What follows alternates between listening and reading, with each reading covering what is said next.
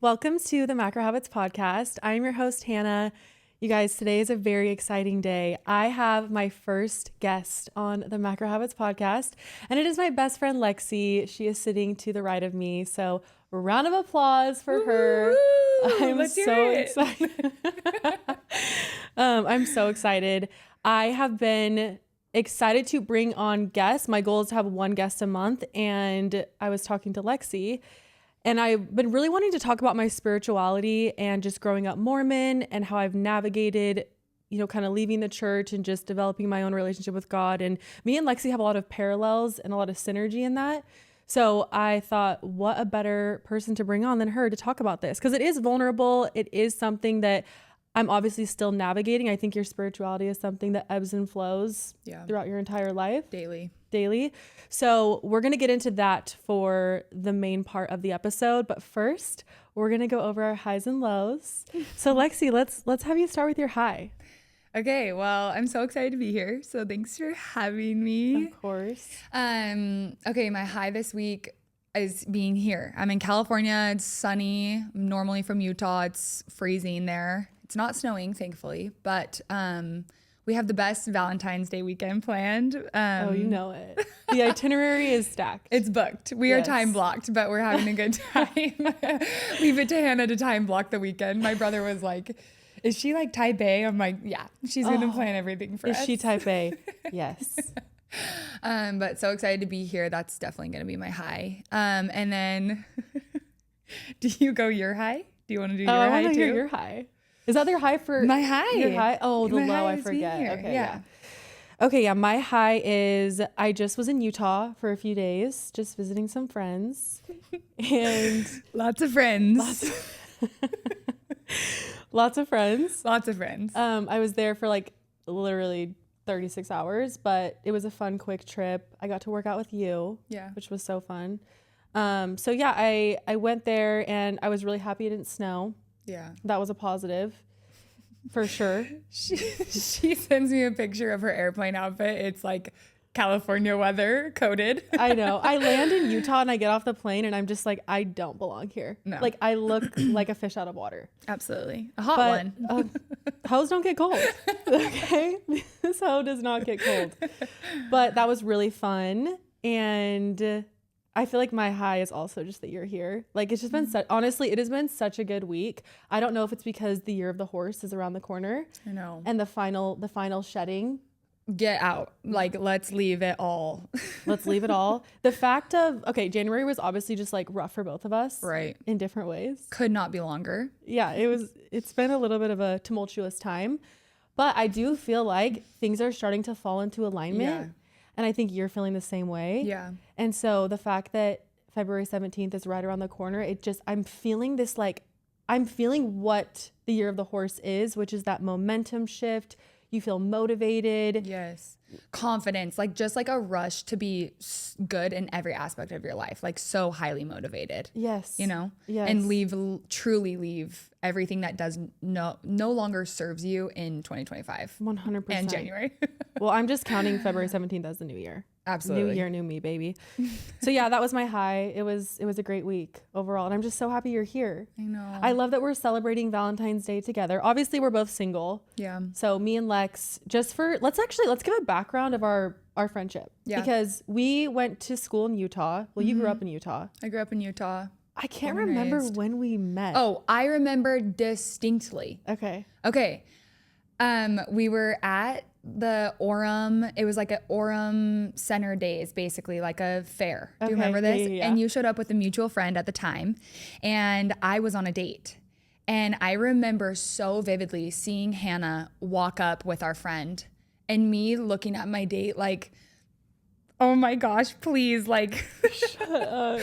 No, I'm not kidding. She was a goddess. No, a goddess. No, you Lexi. were so, you had just got home from Italy. You were like so tan. Remember this? gosh. And you had this black tight top on and these green floral pants, which Or atrocious nowadays. Call me out. Thank you. Yeah, no. But at the time, you like your hair was just wavy, and I'm like, oh my gosh, like I have a crush on you. Wait, okay, and it's funny because I remember seeing you and being like, I love how she's tall. Oh, Obviously, yeah, you're stunning, but I was like, oh, this girl is so tall. Like, I want to be friends with you. No, any tall girl, it's like an automatic friendship because You just get it. Yeah. It's this weird, like, immediate attraction to one another where you're like, I just know how you feel Absolutely. in life. No, and I can see you above everyone else. We're making eye contact, so we're automatically friends. Yes. So, okay, that's so funny. I didn't remember that, but that's how we obviously met. Yeah. And then we had just like we were in different groups though, in college, kind of. Different friend groups, but I feel like Utah is so, if you know one person, if you don't know the person specifically, you are one person away from knowing everyone that they know. Yeah, very true. Very, very small. The mutual friends. But we really started hanging out when we started working at Orange Theory. Yeah. So me the and best Lex, time of our lives. Oh, honestly, it was. It really was. It was like 6 best friends all working at the same studio together. We got paid to work out. We got paid to get Chick-fil-A for breakfast. Every single day we would get Cubbies or Chick-fil-A. You guys, I was not tracking macros at that time. Okay. We were working out. We were working out. Our day was, we would start work at 4:30 in the morning. Actually, we'd start work at 4 a.m. That's probably why too I like waking up early, just because Orange Theory kind of trained me to be that way. I guess you didn't have the same effect on you. Yeah. But I loved the early morning shift, but we would get into work. One of us would take the 5 or 6 a.m. And then we would get Chick-fil-A and Cubbies at like 9 or 10. And we would just plan out our entire day. We had no responsibilities. No, we were done by 1 o'clock. We were hitting the pool every day. The pool, the gym, Yeah. what we were going to do that night. We were like sleeping, cleaning the house, making like videos in the house. Like we had the best It was so fun. routine, like the best. Looking back now, just like I definitely took that autonomy and just lack of responsibility for granted. Like, No, totally. It was like we were at the perfect point in our lives where we had the responsibility, but not like we didn't have to do too much with the consequences. Exactly. Like we're just hanging out, having fun every day. It was just so mindless and so fun. I know. So, and then me and Lex got obviously really close because we lived together, we worked together, and that's really where I feel like our friendship blossomed. Yeah. And I mean, me and you were pretty different. But like, would you Same say font, but what is that? What do they say? I always say this all the time. Same text, different font. Yes. Yeah. We have like similarities, but I would say our personalities and our energies are different. Yeah. Which I think has been really good because it's gotten me out of my comfort zone and maybe gotten you out of your comfort zone. Yeah, same. Like golden retriever, black cat, 100%. That's our friendship to a T. Yes. Lexi has really challenged me in getting me out of my shell. And that started to happen in college because I don't know, I would say I'm an outgoing person, but very reserved. I'm a little bit more in my head. I definitely have just a little bit, like my favorite quality about you is you are the life of the party anywhere we go. Lexi is the most fun person, you guys. She makes me a more fun person. She brings out my fun side. I can be quite serious and a little bit in my head. Self-aware. Okay. First step. We're here to, they already know all the skeletons in my closet. Every podcast, I'm like, yeah, guys, and I'm this, and I'm this, and I did this. And I'm like, wow, I'm really leaving nothing to the imagination over here. That's what it's for, honestly. Exactly. But anyway, Lex just has been such an amazing friend in helping me grow areas that I am weak in. So when I'm with you, I feel more confident. I feel like I have more fun. I'm more carefree. And that's just something that I feel like you're gifted with is you show up as yourself exactly the way you are in every situation. And it's like the most refreshing thing. And like, you're just you have this boisterous, fun personality. So you're so nice. And it's just so crazy because I feel like that's what good friendship is, right? Like where we lack, the other picks up. And I feel like in all of my weaknesses, you exude like so much confidence and strength and so many attributes that I desire and want to be like. And I think that's so important too, is to surround yourself around people that you want to be like. Like, you are the most disciplined. Like, if you want to follow someone who practices what they preach truly and is so raw and relatable, Hannah is your girl. Like, thank you. You really are. You are the epitome of like discipline and hard work, and just Hannah's the most confident person I know, which makes me more confident, right? Like, I love that. When you are confident in yourself, you help others be confident. And also like just being tall and in the same phase of life, like, yeah, you've been a rock for me for sure. Oh, thank you. Don't get me Lex will start crying in just a minute, you guys. That's one thing about Lex is She's You're emotional. gonna know how I'm Yeah, feeling. you're gonna know how she's feeling. Okay, so anyway, that's some background on our friendship, you Yeah. guys. So we're long distance best friends, Long distance, but but you never know. we see each other all the time though, which Especially is awesome. like I have friends in Utah. So many friends. Tall friends, short friends. Well, mostly tall.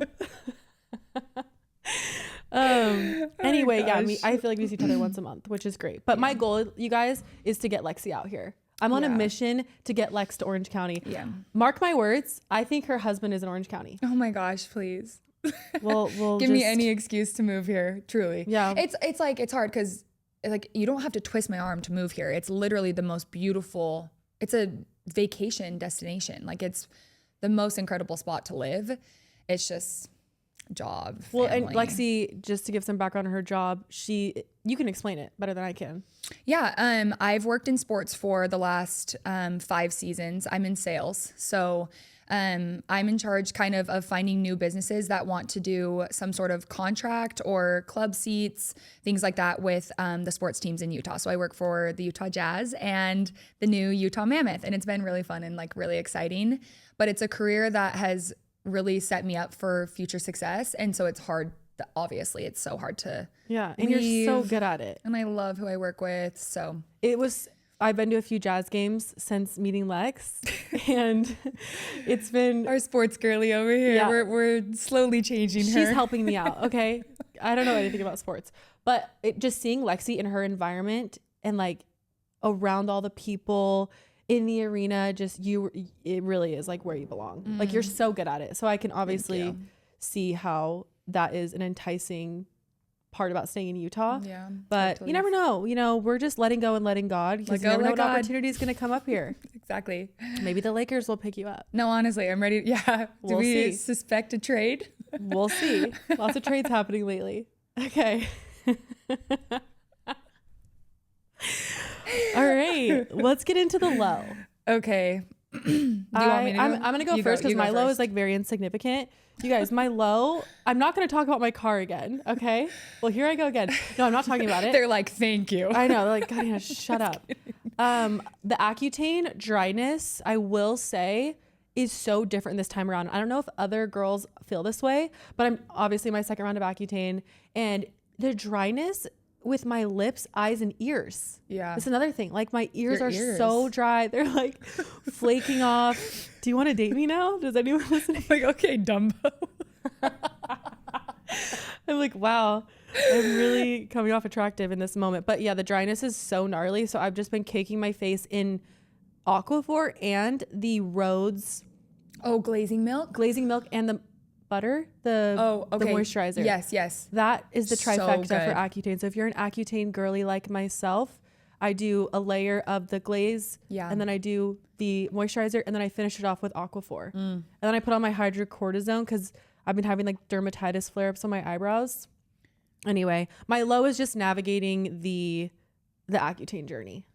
Which is crazy. You're handling it perfectly because Thank you. obviously you see things that everyone else doesn't, but like I would never guess that your skin is dry whatsoever. Your earrings, I'm just like, wait, Oh, your that's earring good. Well, sack it's is so because I cute. lay on about 6 layers of Aquaphor every night. So you'll see me tonight, and I look like a glazed donut. A glazed donut. My pillow is A like shiny so glaze. stained from all this like Aquaphor skincare.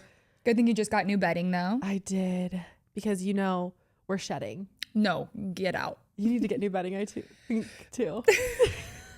No, I redid my entire basement. Actually, I'm so excited for you to come over. Oh, I can't wait to see. Yeah, I got like a new entertainment center, new curtains, new Okay. bar stools.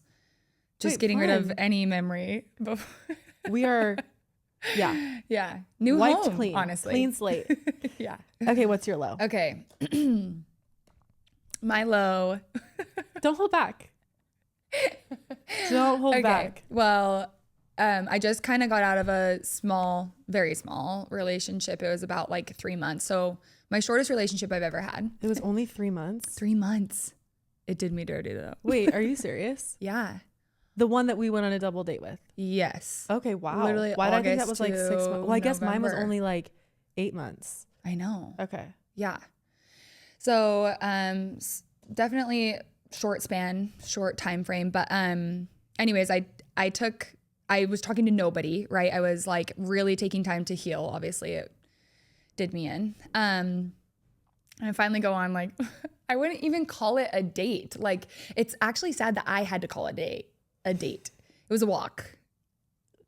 Lexi texted me. She was like, okay, you It was and this so guy bad. have been I've known this guy for a really long time. We've always just kind of like bantered here and there. Like we've never necessarily hung out or gone out on a date, but obviously, like I said, everyone knows everyone in Utah. Anyways, it was just like, listen, don't get me wrong. You know this about me. I am the most sarcastic. I'm very like flirt to roast ratio. You are the most sarcastic person I've ever met in my entire life. Yeah, I just think it's like, you roast people like I've never seen them get roasted. It is one of your strongest qualities, in my opinion. To some, that might be different. That's like a to me, weakness. you can roast the shit out of anyone and everyone at any time of the day. No, I try to hold back when I first meet someone because I'm like, wait, no, they don't know my personality yet. Like, You can't scam off. Yeah, exactly. So I would say I am very sarcastic. Maybe not like, I'm not the super kind initially, like sweetheart girl, about to come over and just compliment you 24/7. No. But That's this boring. guy, he put me to shame. Shame. So you guys have had a little bit of a flirtatious Background. or interactions. Yeah. And at a certain place. Yes. Kind of every day. Yes. I'm sure you guys are reading in between the lines. And so you finally, and Lexi tells me about this guy, kind of gives me some. No, Hannah knows everything. Yeah, like if I breathe or he breathes or sends me anything, like Yeah. I'm screenshotting. Basically, we share a brain. Yeah.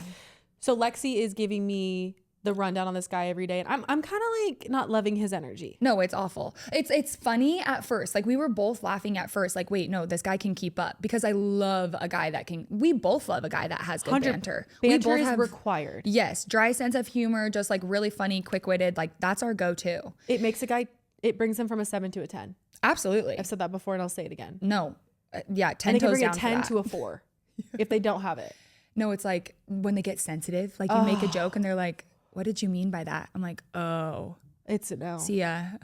See ya never. Thanks for the date. I'm feeling sick." Seriously. Anyway, so yeah, this date was just like, like 30 minutes in, I'm like, Because you guys went on a walk. yeah, we went on a walk and around like this lake in Utah. It was pretty. I'm giving a lot of details, but basically, yeah, he was just really rude, and I'm the youngest of 3 brothers. I can take a joke. I can actually take 1,000 jokes.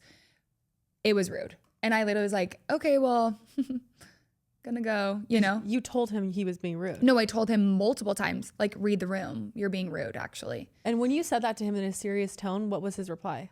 Honestly, it's like over my head because it was like so far from left field. I'm like, wait, did you hear what I just said?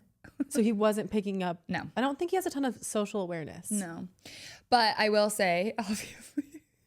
Okay, so then Hannah comes with me to this place that I see this person at all the time. And I point him out. Yeah, she points him out and I go, I get it. I get it. I get it. I would go out with him again too. And so therefore we have. And it's getting better. And I'm putting him in his place more. That's the thing about me is like, I will never let anyone walk all over me. No, you are so confident Ever. and strong. You know your worth. Yeah, like I'm going to communicate to you. Like, no, you're being a brat. Am I still going to hang out with you? Possibly. Well, when you look like that, can't blame you, sister. I saw him, you guys, and I just give her one look and I'm like, No, yeah. You go, no, Lexi. And I go, no, I know. Yeah. It was just this, We just got it.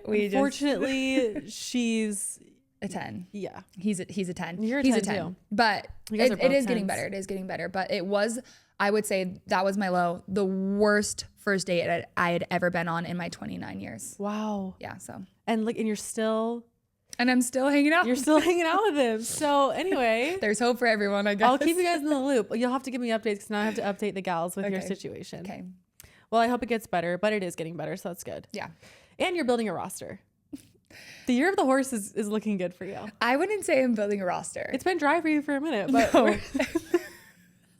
The Sahara. You're like, drop a pin. I'm in the Sahara. But I don't know. I've had my roster days.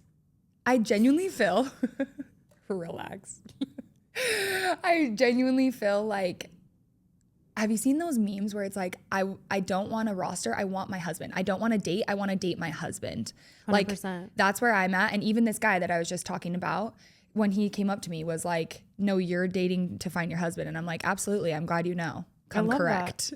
No, and I love that you are so decisive right now. And you really are. I will say, Lexi is practicing what she preaches in how she's dating. Yeah. Which is so impressive, because we all know it is so easy to find comfort and validation in the arms of a man that's not meant for us.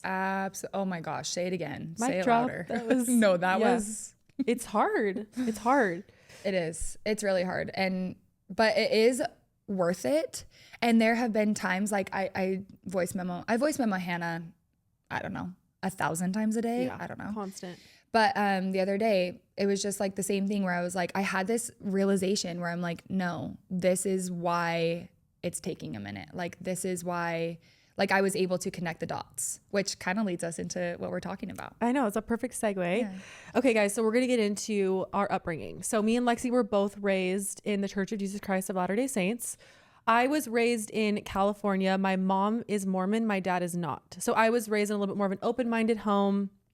I'm going to kind of go through my experience first, and then I'll let you take the mic and go into growing up LDS in Utah. Mm-hmm. But for me, Mormonism in my household, it was definitely something that was prioritized, even though my dad wasn't an active, he's not Mormon at all. He supported my mom and what she believed. So basically what my mom said was kind of what went.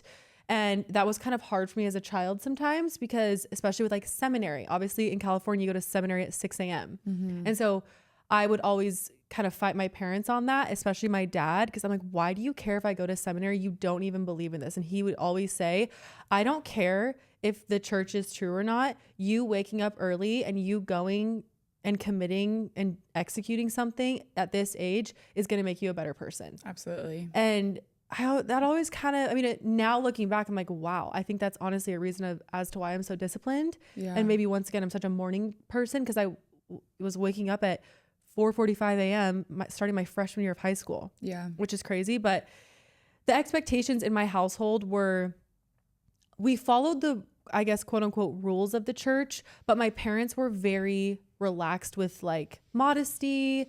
And, we were still allowed to do things on Sundays. Like I played sports on Sundays. I was able to wear kind of whatever I wanted. And I think that it made me look like a quote unquote bad Mormon to a lot of people. Yeah. Or maybe inactive. Yeah. Or just rebellious. Even though I was such a good kid in high school, I didn't even drink for the first time until after high school. Yeah. So I pretty much followed a lot of, I would say I was, maybe boys were an area I struggled with, but like, don't we all? Don't we all? But overall, I feel like I was being raised Mormon was good, because I developed a lot of good morals and values, and there was community in church. Some of my best friends were Mormon. So there were a lot of positives from being raised LDS. And I think my mom did a really good job doing it by herself. I have to give my mom so much credit. She took us to church every single Sunday. That was one thing that was a non-negotiable. We went to church every single Sunday unless there was a sporting event. But she would, wrangle my brothers and I together. We would go to 3 hours of church, and she was really strict on that. And looking back, I can see I can see the positive effect of that. In the moment, I hated it. Just like going to church at 9 a.m. on a Sunday in high school. Like I was just kind of a kid. 9 a.m. is a killer too. I know. So anyway, that's how it looked growing up Mormon for me in California in like a multi-faith home. Did you ever like recognize, or did anyone at church ever say anything like, where's your dad? Or would your dad go with you guys to church ever? Or what did that look like? What did that dynamic look like? My dad would come every once in a while, like if there was a talk or like Christmas or Easter, maybe. Christmas or Easter. He did start to come to church more when my older brother went on a mission. Okay. So my older brother went to Uruguay on a mission. And once my older brother decided to go on a mission, that definitely sparked some interest in my dad, because he was like, all right, my son is going into a different country for 2 years. Like, what is this all about? Yeah. So I think that was definitely a pivotal time for my dad. And just like, I could see the excitement my mom would have when my dad would come to church. And I think that was like sweet to watch. But my people in the church, I don't think I didn't feel judged for not having an active dad in the church. Yeah. I felt more judged for how I dressed or stuff like that, because my mom really let me express myself, which I'm so grateful for. And I think that's been a really big reason of my confidence. My mom always channeled so much confidence in me. That's amazing. My dad was more strict on what I wore than my mom. My dad would hide my shorts and hide my little tank tops and things I would wear. No, I remember you telling me that story. Tell them the story of how you like came downstairs and your dad was like, "You're not wearing that," and you're like, "Why do you care?" Yeah, that's pretty much what happened. I was like, "No, I am," and he's just like, I don't think my dad really knew what to do with me at some points in my life. Like, I have all brothers, and so he just kind of was like, all right, like, this girl's just gonna kind of do what she wants. She really marches to the beat of her own drum. So yeah, my dad would hide my shorts. Like, my shorts, you guys looking back though, oh, Abercrombie, the little mini micro ones, like those were my shit. I'd wear those. Yeah. But it was in California. Like, everyone was wearing like basically nothing. No, and I could never. My shorts were to my knees. Yeah. Well, now we're gonna get into your upbringing. So you were raised in Utah, obviously. Yeah, born and raised Utah. My family dynamic looked a lot different than yours. I would say my family, if you're LDS, you kind of get this terminology, but kind of like if you are Mormon, there's like Mormon, and then there's like cool Mormon. There's Molly Mormon and there's California Mormon. Yes. Right? Yeah. And I would say my family was like a good mix, but I'm also the youngest. So like probably when my brothers were younger, they were a little bit more on the Molly Mormon side. But my family was very, I guess you could call it strict, but at the time I didn't even know that we were being strict. We were just living. It was just your way of life. You didn't know anything different. Yes, absolutely. So yeah, my dad from the age of like, I think I was 9, he was second counselor, first counselor, bishop, and then singles ward bishop by the time I was in the singles ward. Oh, wow. I didn't know that. So yeah, he was basically like, I guess in church leadership, like the whole time. Yeah, the majority of my life. And then my mom was like in the primary presidency. And then when I got to Young Women's, she was in the Young Women's presidency. So we were activity days, we were Young Women's, we had something to do with church every day. But I will say, I did love seeing my parents' dynamic. Like every night I would go to sleep. It was like my parents' room and then I was on the other side. And it was actually like really sweet. I always got to see my parents like praying together, reading the scriptures together every single night before they would go to bed. We would have family prayer a lot, always at church. So yeah, our family dynamic was heavily involved in the church and I loved it. I mean, I had a great upbringing. I love that. Yeah. No, I love that. And one thing about me and Lex, and this is why I wanted to have her on to talk about this, is when you leave the Mormon church, there's usually a lot of kind of hatred or animosity or, resentment. Yeah. And I don't have that. I don't think you have that either. I mean, I think me and you both really respect the church. And I believe that any place of worship, I think you can have a good experience at. Like, I can still go to, sacrament meeting, which is the first hour of church in the Mormon church, and have a really beautiful experience. Absolutely. I don't hold any negativity in my heart for the church. I have a lot of respect for it. And a lot of my family members are still Mormons. Some aren't. Some are just kind of doing their own thing. My family is kind of like a big melting pot, box of Chex Mix, whatever you want to call it. We all kind of do our own thing, which is rare. And it's a kind of a beautiful dynamic. Yeah. But I love that me and you both, even though we've gone our separate ways, we can acknowledge the good that the church brought us. Yeah. I feel like that's something that in Utah that you probably don't see in California is like when somebody leaves the church in Utah and they've had bad experiences or had that animosity that you're talking about, it's like their entire personality becomes why they hate the church and why they, all their bad experiences, it's honestly extremely unattractive. Like, you had a bad experience, that is your experience, that's totally fine, but don't like put that on other people. Like project it out. Yeah. Because I have nothing bad to say about the LDS church or the religion because it truly shaped both of us into who we are today. And it still teaches incredible characteristics and like core values as women, especially 100%. too. So 100%. I agree. And I think it's okay to leave something that doesn't serve you, but acknowledge the good. Yes, absolutely. And there's so much good, like so much good. And I feel like that, like what you said about how you can go into any, I guess, spiritual experience, Any or religion, or church. any church. Yes, and have a spiritual experience. I think it is all about your intention. Like, I'm coming in here to learn about something new or to see a different perspective. There's like a beautiful aspect of that in any religion, truly. Yeah. And if you like something, oh my gosh, take that and apply it into your daily life. If you don't lose sleep over it. I think that is so correct. Like, take what you want and leave what you don't. Yeah. And that's something I practice in every area of my life, especially with religion. And I go to a Christian church now, and I have that same mentality, because sometimes I hear things and I'm like, that doesn't really resonate with me. That's okay.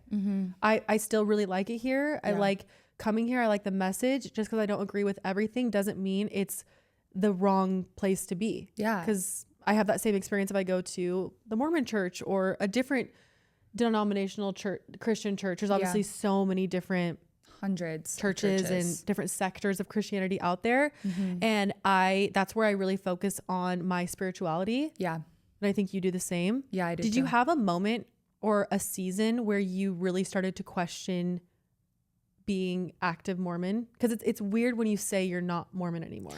Yeah. And you know what's so funny is, like, I feel like I don't even say, like, I've never said like, oh yeah, I left the church. Same. Does that make sense? Like, No, I don't feel like you do when either. someone says you're ex-Mormon, I go, no. Like, I just don't, I'm not active. Yeah. We both say like, no, we just go to a Christian non-denominational church. Yeah. And we love it. And we just speak highly of what we're currently doing rather than harping on something that maybe doesn't serve us the same way anymore.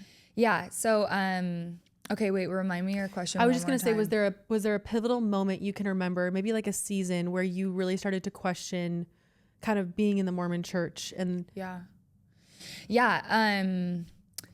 feel like 2020 was a huge like thing for everyone, right? Because churches were shut down for a long time, and then like finally went on Zoom, and I feel like that's kind of when it started. But something for me kind of in like, I don't know if we're going to go into this right now, but basically, my whole testimony was based off of what my parents kind of instilled in me, or that was like how I was raised in my home. And so my testimony was based on like eternal families, basically, which is a huge aspect in the Mormon church, right? Like, get married, have a family. You get married in the temple and you get sealed. Yeah. And if you get sealed, you have an eternal family. Yes. If you get sealed and you have like that temple marriage, then you are sealed for time and eternity in the celestial, and you can go into the celestial kingdom, which is like the highest kingdom. So, after death. And so I guess what happened is, when I was 22, my parents got divorced. Obviously, you know this. And, it was like earth shattering rock bottom for me at the time. Cause I was 22 and I was like totally shocked, because I'm like, wait, no, they were married for 38 years. And I like came home and my dad's stuff wasn't in his closet anymore. And I just remember being like, wait, what? And just being like, wait, what is happening? And then my oldest brother also got divorced a month later, and he was married for 13 years. And so to have both of those happen in a row and be like, no, my parents are the best parents. They exude kindness and have centered their lives around service and love. And I mean, my parents are what I got really lucky in the parent department. Like, they are angels on earth.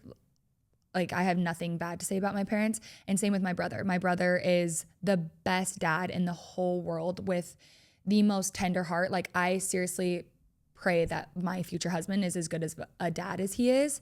And to know that, like, because of what I was raised in and in the church, of like, oh, my family's, I guess what you would say, like, quote unquote, a broken family now, we can't be together. Mm-hmm. So that was kind of like the catalyst of like me being like, what do I really believe in? Why do I believe in that? And what does that mean for me moving forward? You know, because it's like, it was just based off of what was told to me and what my parents taught me, rather than what I chose to believe and I studied and believed in myself. Right. So you really had to figure it out. Yeah. For yourself. Yeah. You almost had like an identity crisis. Oh, That's how I felt 1000%. kind of. Yeah, no, same with yours. You share Yeah. yours. Mine was not as intense as yours. Like, obviously that was like a massive trial in your life, you know? I know you see the beauty in it now, and obviously your family's great and everything. Yeah. But for me, it was, I think I'd always had I don't know. We all know I'm a little bit of a perfectionist. Yeah. Okay. So Which is a good thing in a lot of ways. yeah, Like there's pros you and kill cons. it. Yeah. I worked really hard on it in therapy because I think that I had a lot of issues being raised in a church with such strict standards, and me being a person that just likes to do the right thing. Yeah. I would really struggle if I made a mistake that I was not, like, something bad was going to happen to my family, or I wasn't going to get this blessing because I did something with a boy, or, you know, just as an example.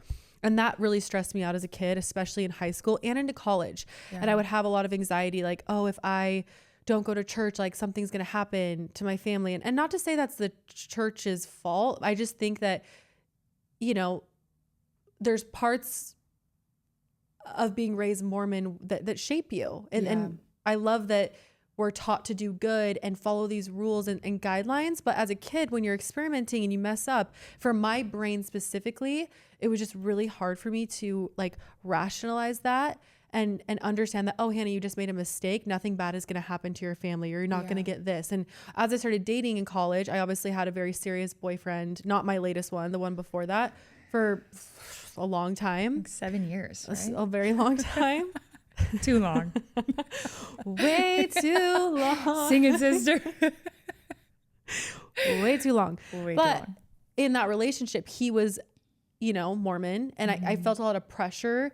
At that point in my life, I wanted to marry him. And so I felt pressure to be Mormon so that we could get married in the temple, and, like, we could get married and it would all work out. Yeah, this picture perfect, right? Yeah. Like, you graduate college, this is exactly what you're supposed to do. Yeah. Date your boyfriend, get married in the temple, have all this the family. things. Yeah. And as I started to get more serious and talking about marriage with him, we ended up kind of pivoting away from the church in general before we actually, like, broke up. But in the heat of it, I just remember feeling really conflicted because I did not want to get married in the temple unworthily. Unworthily, is that a word?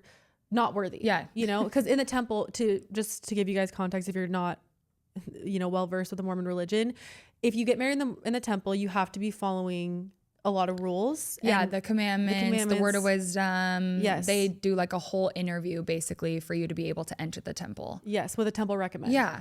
Which, as they should. Like, and that's my point, is, like, I was Yeah. like, I respect the church so much. I respect these covenants that you make. I do not want to get married in the temple not worthy. Like, and honestly, if we're speaking transparently right now, Absolutely. most people or a lot of people don't get married in the temple worthy. Yeah. You know, they lie about things because there's pressure and stress, and the rules and guidelines are hard to follow, especially when you're about to marry someone and you're not supposed to have sex or do anything sexual or not drink coffee, not drink alcohol. Like, there's so many things. So I just remember feeling really conflicted in that realm. And once me and my ex, you know, had the conversation of, well, we're just going to elope, or we're going to get married in a different way. Right. I started to feel just, like, a lot more peace, and, like, I wanted to, I wasn't as attracted to some of the things of the Mormon church. And then once me and him actually broke up, I felt like that was my rock bottom. Yeah. I was just like, I don't know what I believe in. I don't feel inspired. I honestly don't know. I know there's something out there, but if I'm being so real with you guys right now, I didn't know if God loved me or what my purpose was. I put so much of my purpose and effort into my job and men, to be honest, that I needed to figure out for myself what God was to me. Yeah. And so at that point, I really dove all in. I just remember, I'm going to start praying. I'm really going to start praying. And I went to so many different churches. Wait, do you remember that, like, for the, like, 2 or 3 years, we would text each other in the morning and be like, remember to pray, or we would just say, remember your prayers, or I just prayed for you. Like, you took prayer to a whole new level, and really, I feel like your prayer life inspired my prayer life. Aww. Because you're like, Lexi, I am praying every morning and every night. Like, I just want to talk to him. Like, you were so diligent in it. And I feel like once you started exploring after that breakup of kind of like what you believed in. You were so good at just like taking what you wanted and leaving what you didn't.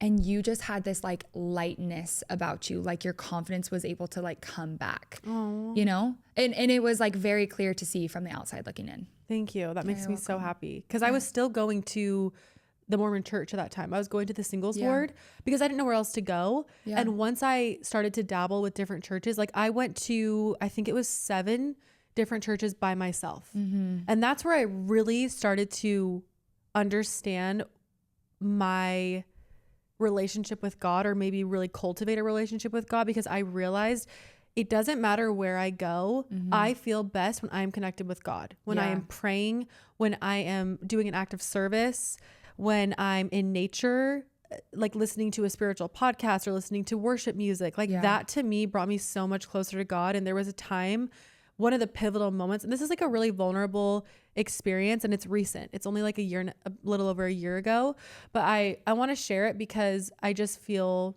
I don't know, I just feel like I'm open to sharing it, but I could probably help somebody. Yeah. I went to the singles ward in the Mormon church because I actually can't even remember why I went. And there was a talk, the temple, I'm going to get this wrong, like the temple coordinators or some people of the temple of the singles ward in Newport spoke, and they were saying, we want you at the temple, everyone here, like come to the temple, come sit in the room, like come. And it just really spoke to me. And I was like, should I try? I mean, I haven't been to the temple since I was 14. Yeah. Like, and I feel like for the first time in my life, I was worthy. I wasn't doing things with boys. I had chosen not to drink alcohol anymore.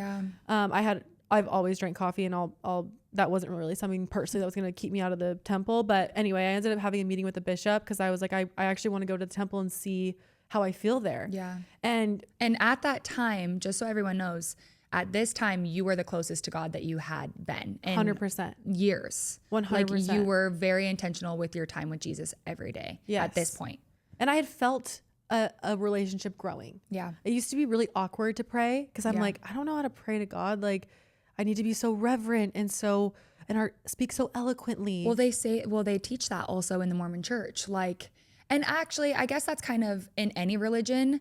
You thank God and then you ask God, right? Like you acknowledge him first and for everything that he's doing, and then you ask him. But I don't know about you, but in my family, it was like Sunday dinner rolls around. We're like, thanks mom for this food. Thanks for, please bless the food that it nourishes and strengthens our body. Yeah. Even though it's probably like something not good for us to eat. Penny's out there cooking some potatoes. Lots of potatoes, rolls. I have 3 brothers, so we're eating all the carbs. But like the prayers were very, not scripted, but it felt like a little bit, you know, like it wasn't like the prayers that you were having at that point in your life when you were praying and you were communicating. Yes. You know, there's a difference. I had to learn I was praying and communicating with God in a different way, and it took effort and work. Yeah. Because it was awkward at first. Yeah. You know? No, we're still doing that. Exactly. To wrap up this kind of pivotal moment for me, I ended up making an appointment with the bishop, and because I wanted to get my temple recommend. So you have to go to get your. And I wanted to I felt worthy for the first time in probably 10 years. Yeah. Because I wanted to go just sit in the temple, and I wanted to see how I felt. Maybe this is the right place for me. I don't know. I ended up having a interesting conversation that was not, in my opinion, helpful for me. And it really left me feeling defeated and frustrated. And I left the bishop's office without my temple recommend and just with a lot of confusion.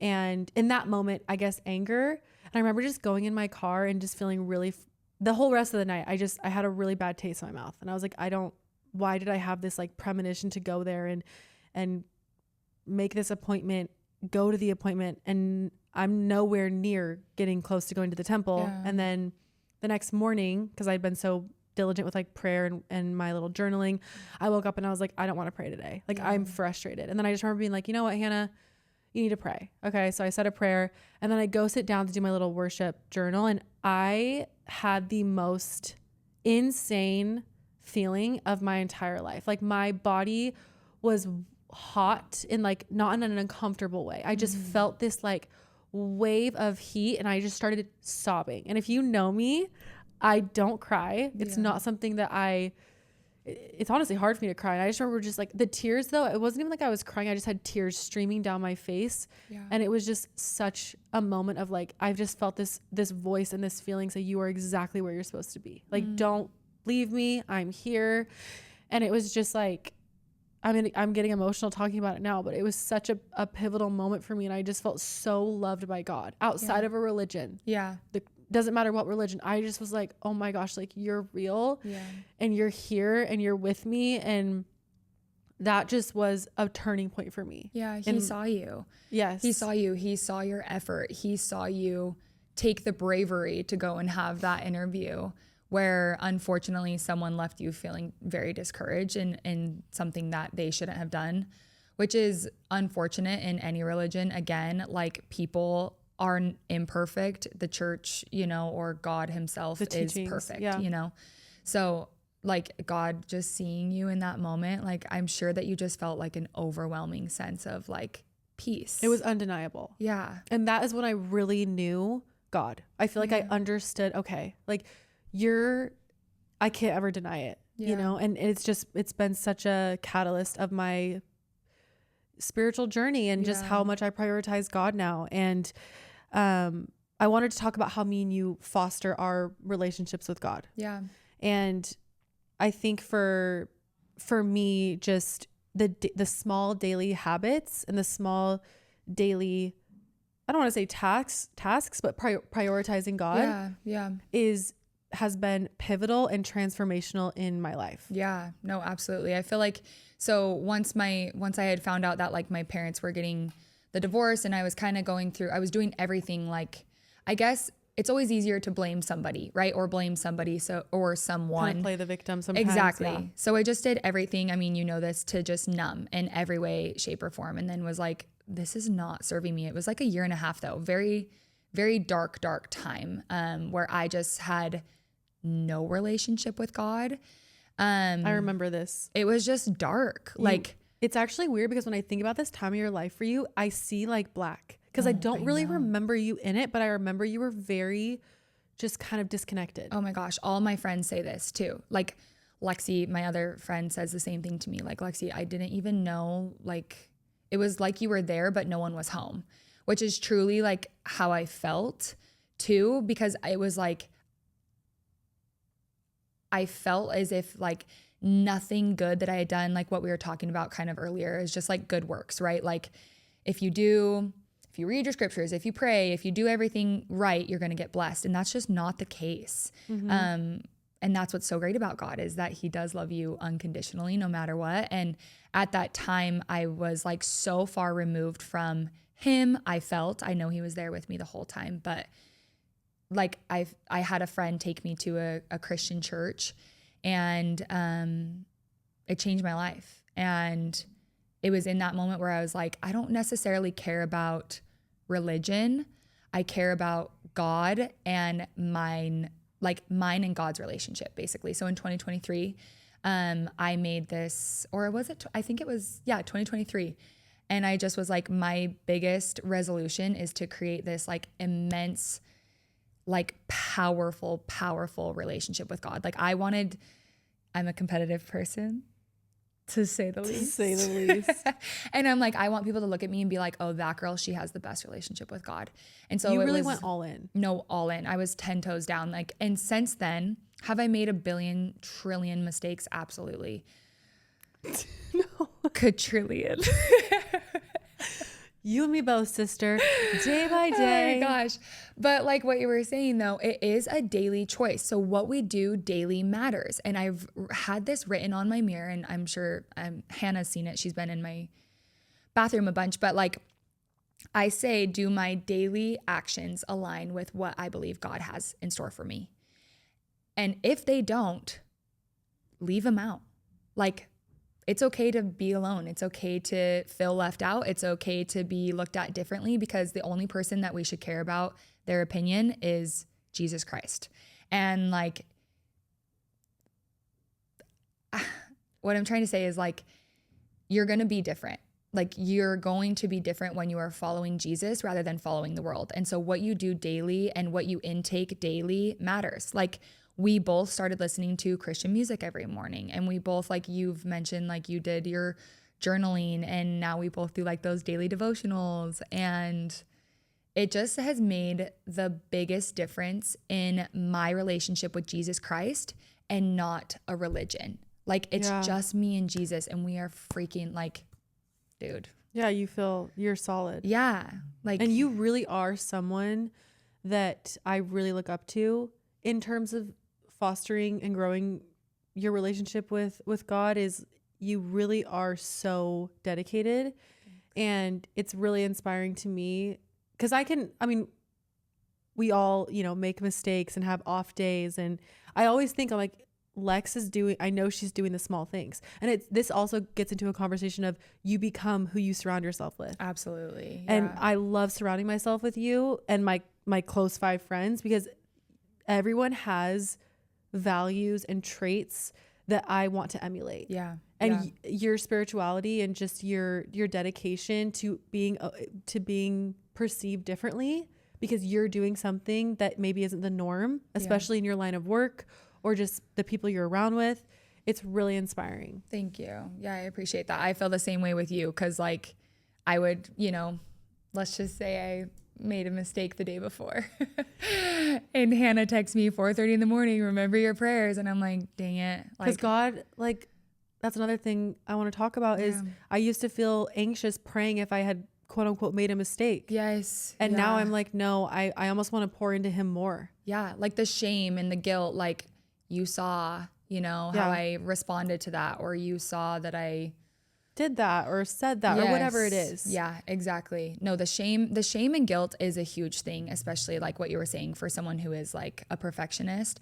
I am not a perfectionist. And I still really, really struggle with that. And I think everyone struggles with that, but it is knowing that like, me and you have talked about this, but it's a daily choice to like legitimately pick up your cross and keep going. Yeah. Like, put that thing on your back. Like, God's going to take care of the rest. He knows your heart. He knows your intention. He knows where you're trying to go. Like, you're going to stumble. You're going to go off course. Fall. You might stumble a few times. You're going to eat shit. But pick it up and try again, and that's the most important. I hope like one of the most important takeaways, if you're listening to this, is it is never too late or you're never too far gone to reach out and cultivate a relationship with God. Yeah. Or start or try. Yeah. Or restart or rebrand. Like at that time in my life when I was like dark and numb, people knew me as like still Lexi, but like, oh, like she's going to go out, or like I was drinking alcohol at the time. It's like, and what's funny is if you know me, people ask if I'm drunk all the time. And I'm like, no, this is me sober, unfortunately. No, Lexi, like I said, you guys, she needs zero liquid courage or anything to. Yeah. I've had to because I don't drink, I've had to really work on my kind of social battery being sober. And I feel like it's really fun going out with Lexi because she kind of I just match her energy. No, you do. No, you're perfect at it. And you are the best to bring around because it doesn't matter. I paid her to say that. Yeah, I'm like, I get the Venmo notification at the top. Good job. Good girl. Make sure don't forget the next one. Yeah, there's 3 more on there. No, but I don't even remember what I was saying. No, we just have so much fun being if we don't need substances to have a good time. Exactly. Which again is another reminder, who you surround yourself with really, really, really matters. Totally. Yeah. And another thing about just our own kind of how we navigate spirituality now, and one thing that really helps me is surrendering to God.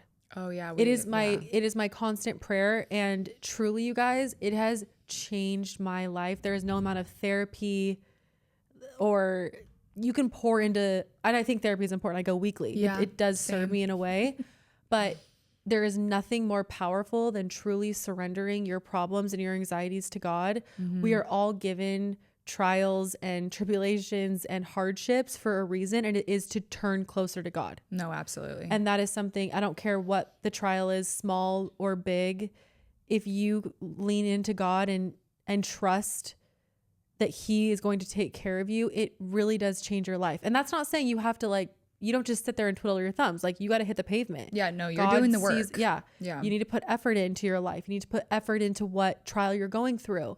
But leaning into God, and in those moments you feel anxiety or you've lost hope or all the negative feelings that can come, I believe we are given those issues and trials to lean in closer. Oh, absolutely. And it really can change your life if you lean in. No, I feel like, I mean, you know this, I am probably a huge, I guess, example of like literally the only place I had to run was to God. Like, I could not go any other direction. And so it was like,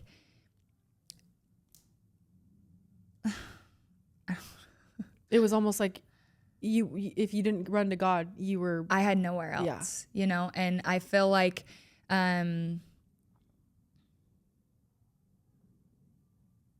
your story was almost like, I feel like you got to a rock bottom that was so low. It's probably why you're so grounded and rooted in God, is because you, with all of the family stuff and just current things you're going through, nothing else can bring you peace other than knowing that there is something that you can't see. Yeah. Because obviously God has a plan for you. Yeah. And you're holding on to that and leaning into that. And I think that's why you're able to show up and be happy still, even with everything that's going on in your life right now. Yeah. I feel like, speaking of therapy, they've been trying to help me, because being raised Mormon and like kind of just, I guess, switching integrating routes. into a different, Yeah, that's a perfect way of saying it. Integrating is like being able to let two things exist at once. Like, yeah, I'm like you said, I'm going through a lot, like, personally in my life right now. I do feel like God is really, you know what? He's answering my prayers, like, not in the way I want them, but he is answering them. And I feel like when you have something that you're going through, it's hard to be like, oh my gosh, I'm really struggling. Like, I feel what you were saying. I feel hopeless. I feel discouraged. I feel lost. I feel broken. I don't know where to go. I don't know how to fix this situation. And so having those thoughts and being okay that, like, it's okay to not be okay. It's okay to be sad. That does not make you any less of a believer in Jesus Christ, that he will save you. Like, you can still feel sad and hopeless at the same time of trusting in God and trusting that he has this plan for you. Like, wow, I love that. They are both so good at coexisting, and that is a lot harder said than done, especially when you were raised in such a strict religion. It's like very black and white. Yes. You're now in a little bit more gray. Yeah, you are in a gray, you know, like, you're like, well, we're 29 and 30 and single. Like, we desire a marriage. We desire a family and kids, you know, and that's like something that we were, not only that we do want ourselves, but that you were kind of like, this is the plan, you know, but at the same time knowing like, no, I know God's going to take care of me. And I know that he has a plan for me, and that I needed to grow and learn in these waiting seasons of life. But at the same time being like, it is okay to still be like, I'm Feel sad. your feelings. Yeah, I'm you sad. do a This really is a good job bummer. at that. Oh my gosh, I would No, totally disagree with you. No, I think you do. You're because good. of you. You literally saved me. Well, you are. We can thank my therapist for that, because he really taught me how to feel a feeling. Let me tell you. Thank both of our therapists. I know. Honestly. There's a lot of it takes a village. It takes a literal. It takes a village yeah. to be dating in this. To be dating in this day. Let's talk about dating. I was just gonna say that, because a huge thing about your spirituality is your identity. And both of us kind of had these identity crises or crises. I don't know. Oh my gosh. We're the last people to ask. Sometimes I say shit on this podcast. I'm like, yeah, all right, we're just going to move on from that word. Someone just clips it, makes you look so slow. I'm waiting for that moment. Way to give the idea. Perfect. Got you guys. Tag me. I feel like, though, dating, like, when you know who you are as a woman in this horrible dating culture that we have right now, when you know who you are and you know your identity and who you are in Christ, and knowing God, you genuinely know yourself 10 times better. And your self-worth is Through the roof. Yeah. See what we're saying? Same text, different Font, baby. No, I couldn't agree more. It makes dating a lot more enjoyable too, because you don't have you're not on a roller coaster. Yeah. If I go on a date with a guy and let's just say he's this super hot, great guy, I don't go on that date needing him to think that I'm the hottest girl and all this stuff, because I know who I am. Absolutely. Like, I am leading with my internal values. Obviously there's an external factor, of course. You want to be attracted and there needs to be chemistry, but I know if that guy doesn't text me, I'm okay. Like, I'm actually more than okay. Because I actually think that rejection is protection or it's redirection. There she is. So there's been a lot, and I've been heavily dating, you know? Heavily. Let's go back to the roster. No, it's dwindling. Some people are taking a seat on the bench. Oh, yeah, we've had a few bench. But no, I just think that when you, like you said, when you know who you are in the eyes of God and you know what you have to offer, and it's not just the external. Yeah. You are so much more confident. So much more confident. And you know what you are looking for. So like what you said, if he doesn't respond to you, great, good. I want someone to court me. I want someone to know who they have in front of me. I want someone that's like, okay, I better come correct if I'm going to take this girl on a date. She knows exactly who she is, what she's bringing to the table. Like, we are both secure and confident. Like, we want that same energy matched. And I feel like when you know who God is, you truly know yourself. And I do want to tell them about Hannah. Like 2 years ago, I was really, really struggling with like my self-confidence, because I'm like, why? You know, as every girl in their singles, in their late 20s single is like, why isn't this happening to me? Why am I not getting married? Why am I not, you know, why does no one want to date me? I'm so ugly. Oh my gosh. Hannah helped me. Like, we went to dinner, and I will literally never forget. You guys, Hannah is the friend that you never had to ask to be a good friend. Like, don't look at me. Gosh. Okay. Don't look at me. What's that show? Mean Girls. Don't look at me. But you are. I remember we were at dinner, and Hannah's the friend where it's like, if you come to her, you are asking her like, help me. How can I get better? How can I grow? Like, help me with this problem or this issue. And you sat down and you're like, Lexi, like, you are so worried about like externally what you look like and how you're feeling externally rather than your internal values. And then you were like, you encouraged me to go home, which I did. And I still have them in my phone and written down to this day of what I believe my internal values are. And then I rated myself on them. Like, how can I improve here? How can I do this? Like, is this a 10 or is it a 7? Like, how could I get it to a 10? And you were the first person to tell me that. Like, your internal values are so much more important, especially as a woman of God and a woman of faith. Like, you want to be seen as someone who aligns with the life that like God has for you, right? Like, you don't want to be saying one thing and doing an opposite. So just like knowing who you are and your identity in Christ, like, you truly helped me nail down exactly who I wanted to be as a follower. Yeah. See, that's really sweet. No, Thank you really were. I even wrote, Hannah told me to do this, so here I am. Tears all over the page. Oh, no, but it does. I encourage everyone listening to this right now. Let's have that be the takeaway. Like, go home and write down. And they're not qualities that you like want to have. That's a separate section. Like, I'm not patient. I would like to be patient. I've talked about this before. That's on my, we're working on this. But what do I actually embody? Like, when you are listening to this right now, think about, who are you? Like, what are your strong characteristics? Like, what are your strengths? Where do you shine? It's different for everyone. And when you can acknowledge that and then do things to practice those values, you become the most refined and best version of yourself. Absolutely. It's at the forefront of your mind. It's like anything in life. If you want to be good at your job, you're going to set out goals and like attack those things daily of how can I get better at my job? Yeah. It's the same thing. If you want to have a strong relationship with Jesus Christ, you need to be doing all the work to like put that in. Well, think about it, if you were, hypothetically speaking, because we're not, but if you were married and you just stopped talking to your husband and stopped communicating with your husband, your marriage would break. Yeah. It's the same thing with, same thing with God. I think it's important with those, they say like, you should never stop, you know, dating your husband or all these things. Like you should never stop communicating with God. The little tiny prayers too. Yeah. You know? Oh my gosh. Even last night, like as I was packing, getting ready to come here, you would have died laughing. Oh please share with the class. I'm like carrying all this trash because today's trash day. And so I'm like getting it ready to go. A blue job. A blue job, which is unfortunate. I had to do it. Yeah, we do a lot of them around here. Me and Hannah live in the blue job, unfortunately. Yep. Can't wait to be in the pink though. No, please someone put me in my femininity. Put me in my pink, baby. No, my therapist, the very first time I went to see her was like, we're going to help you learn that like you can be in your femininity. And I'm like, well, until a man can do it, until a man can be a man. Yeah, rare these days. We're stuck in the blue.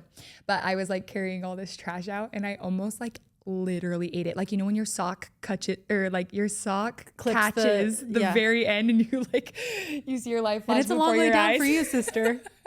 It's a long way down. No, truly. And I like caught myself. And the very first thing I did was thank you, Jesus. Like I would have literally I would have cried last night. Yeah. I mean, you know, can you know, imagine? Mentally.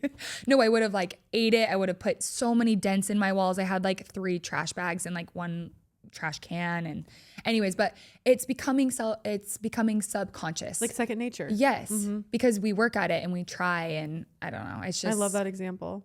Yeah, something silly, but because you do it every day, you do get better. And you can never, are you kidding me? You can never be closer to God. Like you can never not be closer. How am I trying to say that? You can never be too close. You can never be too close to God. Yeah. No, that's exactly. Like why not get closer? He's the coolest person to be close to. Yes. He really does lead, guide, and walk beside. No, truly. I say that prayer every day, actually. Did you know that? No, but I always said it as a joke, but then I'm like, no, really, you guys? Like, he really does lead me and guide me. And walk please beside lead me. Please guide me. Please walk beside me. Show me the way. Show me the way. So if you're listening to this, I really want you to go write down your internal values, girls, because it's going to make a big difference. It's going to make you feel so much just like happiness and peace. I think that's a really good word for it. Even like the other day, or not the other day, this is probably like 2 months ago now, maybe even 2.5 months ago, I was on a date and we went to this like head spa. And so you look like absolutely like wrecked a after. naked mole rat. A drowned rat. Okay. We walk out of this head spa. You guys, they didn't blow dry my hair, and I have extensions, and like my hair is naturally curly and my extensions are straight. So you can picture that. And I didn't have any makeup on because they like do a facial too. And so I walk out of there and I'm like, oh my gosh, like I actually looked wrecked. I was like, okay, well, I literally said to myself, I'm like, Hannah, you're going to practice your internal values right now. And then he goes, let's go to this restaurant. And you guys, it was like a really nice restaurant. And I just go, yeah, like, let's do it. Even though I was like, oh my gosh, I don't look good. Like I look like hell right now. I said, no, let's do it. His friends were there. So I'm sitting at the table. My hair is so beyond wrecked. I have no makeup on. My outfit is atrocious. I look like a fish out of water. And I ended up having the best night and the best conversations. Yeah, I had such a good conversation with his friend. And it was just because I didn't care about what I looked like. Yeah. I literally who you said, were. Hannah, and you guys, it wasn't easy. Okay. But I said, you're leading with your internal values tonight. Yeah. And so anyway, just to wrap up that thought, it really is so important.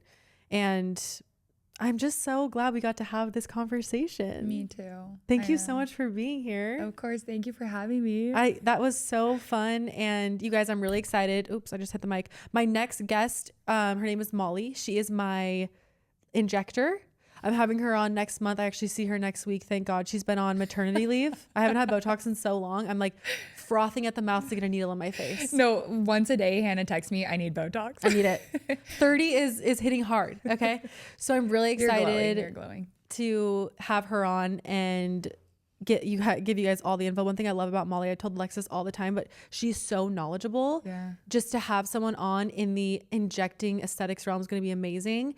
So stay tuned for that. But me and Lex are going to go to Hotcakes right now. Oh my gosh. If you're in this area and you've never been to Hotcakes, it's so good. What are you doing with your life? No, it's like, I mean, it's the best of the best. We went there 3 times. Well, we're going to go there tomorrow morning. And today. Yeah, today. Maybe even Sunday before you leave. But we're going to go do that. And then we're going to go shopping. Yes. We're going to shop. You're getting a lymphatic drainage massage. I'm so from excited. Raina. Yes, I am so excited. Hannah's girl got me in, and I am like, you guys, I was messaging her and I'm like, please, like oh my gosh, I've been searching for someone like this in Utah and I haven't. She doesn't found exist anywhere else. She is truly the cream of the crop, and she she beats the shit out of you in the best way. I can't wait. Make You're me gonna feel leave- something. yeah. It's Valentine's Day.